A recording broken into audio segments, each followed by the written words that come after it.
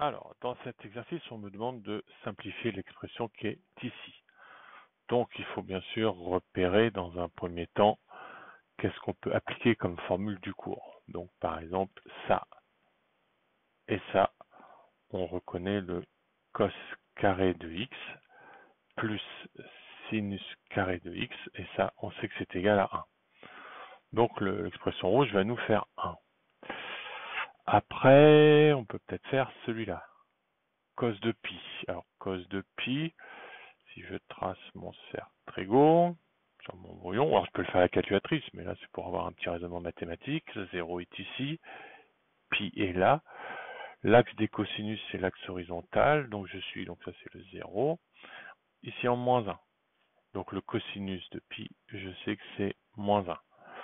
Je peux me le renoter là, cos de pi égale moins 1. Donc déjà je sais qu'en gros, je pourrais même envisager de faire ça puisque j'ai 1 moins 1, tout ça, ça s'annule. Alors ensuite, je vais m'occuper de sinus de pi sur 2 moins x. Alors l'idéal c'est de connaître son cours par cœur. Si on ne le connaît pas, on va retrouver la formule. On trace son cercle Trégo, on place un angle x. Alors quand c'est pi sur 2, essayez de placer plutôt un angle x petit. Ça c'est plus facile de retrouver les formules. Donc pi sur 2, il est ici. Et pi sur 2 moins x, donc c'est-à-dire je fais pi sur 2, après je lui enlève x. Donc vous voyez, je remets cette petite partie-là ici. Et l'angle serait quelque part par ici. Pi sur 2 moins x. Moi, qu'est-ce que je cherche? Je cherche son sinus. Donc son sinus, je vais le lire ici, sur l'axe des sinus qui est ici. Et il est plutôt grand et positif. Grand et positif. Ce qu'il faut retenir, grand et positif. Donc je regarde x.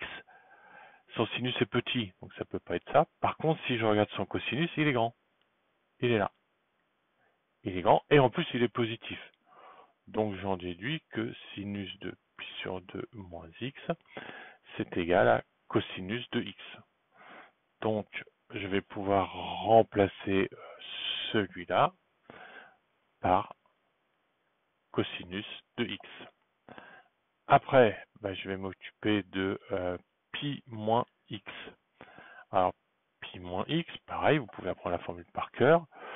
Ou alors, on essaie de la retrouver. Alors là, l'angle n'a pas trop d'importance. Je vais placer, enfin au point de vue taille, je veux dire, je vais placer un angle x ici. Donc x, c'est celui qui est là, hein, ça c'est l'angle x. Et pi moins x, donc je fais pi. Et moins x, donc je reviens de x. Donc cet angle-là, je le reporte ici. Puisque c'est un moins, je reviens en arrière. Et donc si je le faisais bien à l'échelle, entre guillemets, je me retrouverais en face. Donc voilà, l'angle pi moins x. Alors qu'est-ce que je m'aperçois pour son cosinus? Le cosinus de pi moins x, il est ici. Donc attention, il est négatif puisqu'il est à gauche du 0. Alors qu'est-ce que je vais faire? Je vais pouvoir l'identifier avec le x. Alors le cos de x. Par contre, donc c'est le même, hein, bon, même si sur mon dessin c'est pas si évident que ça, mais cette distance-là est théoriquement égale à celle-là. Par contre, elle est de signe opposé. Donc le cos de x, je vais pouvoir dire que c'est, enfin cos de pi sur x, c'est moins cos de x.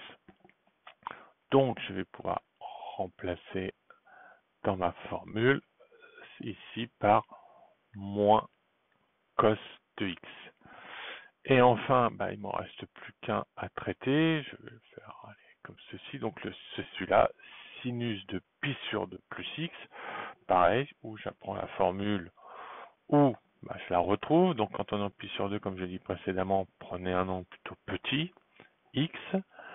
Pi sur 2, je suis ici, donc je parcours pi sur 2, puis après il faut que je rajoute encore x. Donc je pars ici. Voilà. Pi sur 2 plus x.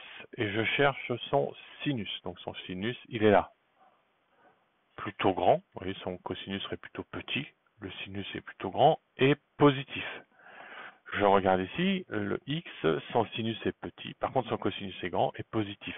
Donc c'est lui. Donc ça, c'est la même chose que le cosinus de x.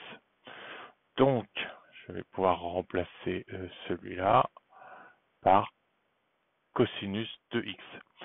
Donc, si je résume, qu'est-ce qui me reste?